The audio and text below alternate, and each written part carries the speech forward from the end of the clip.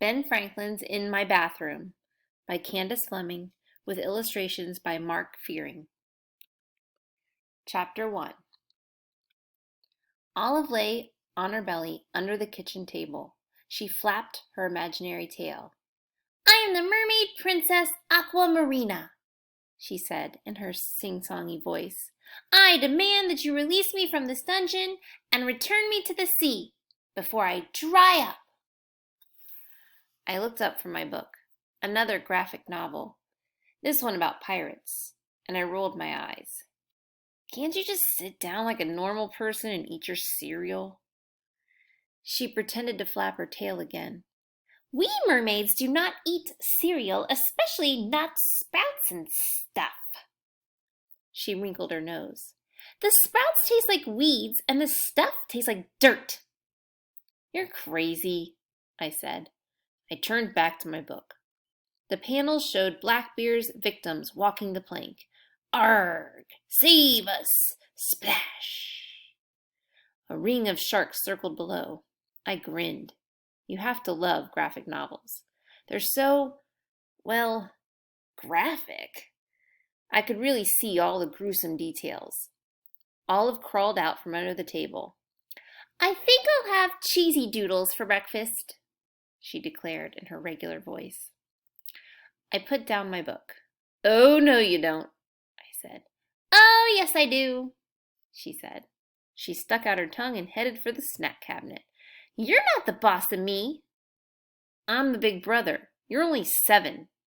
"So? You're only 10. Olive shot back. "Almost 11, I corrected her. At that, Olive stuck her thumbs in her ears and waggled her fingers. "Na, na, na, na, na."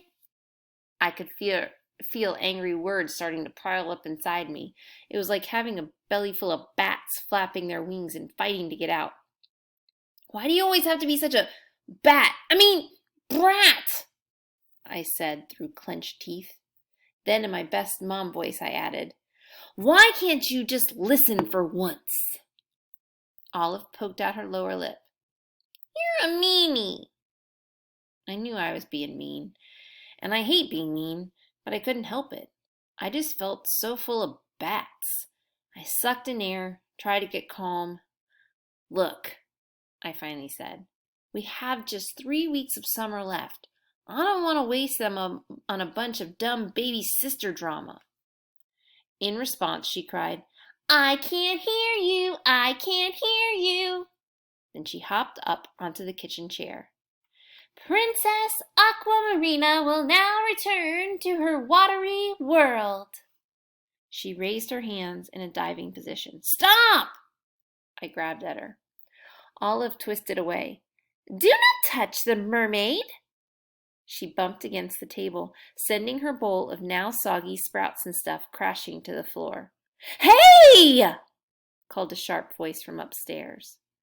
Mom came out of her attic studio and stood on the upstairs landing, peering down at us. She had a pencil stuck behind her ear and a worried look on her face. "I can hear you two all the way up here. What's the problem?"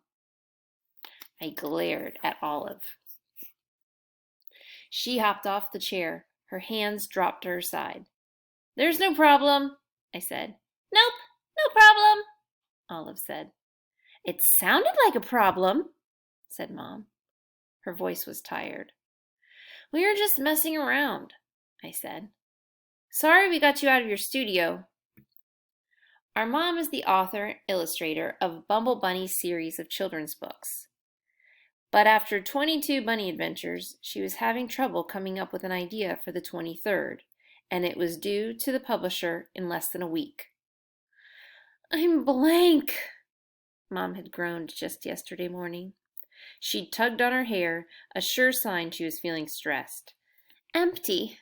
Clean out of inspiration." For the rest of the day, I had thought about my mom's blankness and how awful it must feel. I saw it in my mind, all dark and echoey like a cave or a cellar or my great Aunt Helen's bathroom. I guess that's what happens when you read as many graphic novels as I do. You start picturing all kinds of images in your head. Anyway, I thought maybe I could fix things. So that night, I'd hopped up to the supper table wearing a homemade Bumble Bunny's costume, complete with a floppy construction, paper ears, a pink painted nose, and a fluffy cotton puff tail. It was so embarrassing, I almost couldn't stand it. But after Dad left, I'd vowed to myself to help Mom any way I could, even if that meant going around dressed like a dumb bunny. Yow! A zombie kangaroo! Olive had screamed when I appeared in the doorway. Then she put up her hands. Don't eat me, mate, she said in this ridiculous Australian accent before bursting into giggles. I wanted to say that even a starving zombie wouldn't eat her tiny raisin brain, but I let it go. By then, my mom was laughing too. But I wasn't. My costume wasn't supposed to be funny. It was supposed to be inspirational. It was supposed to give Mom some confidence for Bumble Bunny's number 23. Geez, if I'd wanted to be funny, I would have put rubber vomit on their plates right next to the peas. I guess my mom could see that my feelings were hurt. She came over and hugged me. Oh, Nolan, my Mr. Fix-It, she said. I know what you're trying to do, and it's really sweet. Thank you, honey. Yeah, sure, Mom, I said, trying to act cool. But inside it felt terrible. It seemed like no matter how hard I tried, I couldn't make things right. Not the way Dad used to. I was still feeling sort of bad about this morning, which explains why I was watching my annoying little sister. I wanted Mom to have some peace and quiet. I thought maybe it would cure her blankness. You can see how great that worked out. Ugh! Mom groaned. I have to get back to it. Can you kids handle things without me today?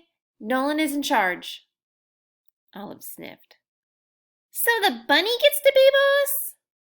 I got it under control, I said, elbowing her in the ribs. Mom looked down at us with her laser eyes for a second. Then she nodded and disappeared back into her studio. I turned to my sister. You heard, Mom. I don't take orders from rabbits. She flounced back to the table. Hey, who's going to clean up this mess? The doorbell rang. I'll get it.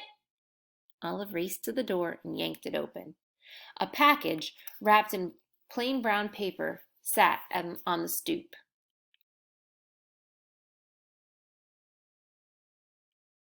Chapter 2.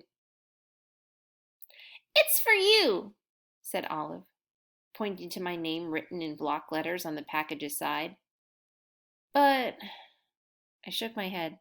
It's not my birthday or anything. Stepping out onto the porch, I looked up and down the street. No sign of a mailman. No delivery truck speeding away either. I turned back to the package. Other than my name and address, it was completely blank. No return address, no shipping labels, not even a single stamp. Come on, already open it, said Olive. She swooped it up and ran inside. At the kitchen counter, I tore away the brown paper wrapping. It's just an old box, said Olive. It was more like a case made of dark wood, and so pitted and scratched I was pretty sure it was some kind of antique. It had a hinged lid held shut by a brass latch, and engraved on its side in gold block letters were the words, Property of H.H. Who's H.H.? asked Olive. I shrugged. The box's owner, I guess. So why'd it get sent to you? It must be a mistake. Olive grabbed at the box. Let's see what's inside. Hold on a minute. Be careful. Olive turned the latch, and the front fell open to reveal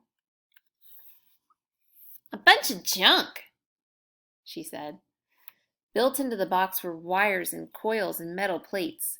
In one corner was a dial, printed with a weird combination of letters and numbers. In another corner, a shiny stone glinted in a tiny brass box. Above it, a wire no thicker than a cat's whisker hung from a miniature lever. and in the middle, attached to a tiny post, sat a pair of old-fashioned headphones. "What is it?" asked Olive. I studied it. I'd seen something like it last year when my class had taken a field trip to our local history museum. "We learn a lot from the past, how to live in the present." That's what my teacher, Mr. Druff, had said. He'd even made us write it down in our social studies notebooks.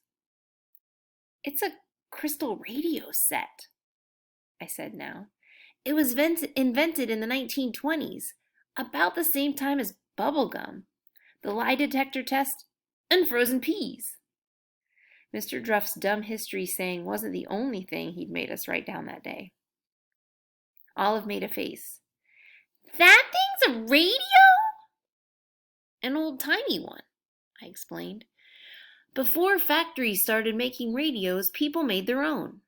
I guess it was a pretty simple thing to do. They could actually pick up broadcasts from faraway places like Paris and New York City." Boy, would Mr. Druff be proud. "Nerd," Olive said under her breath. Then a part of my brain hesitated, told me to use caution. Who had sent this? And why to me? And why? "So what are you waiting for?" Olive said. "Turn it on." "Hold up. I don't know how this thing works, or even if it works." "There's only one way to find out," said Olive. She jiggled a few wires. "Testing, testing. This is Olive Veronica Stanberry. Testing, testing."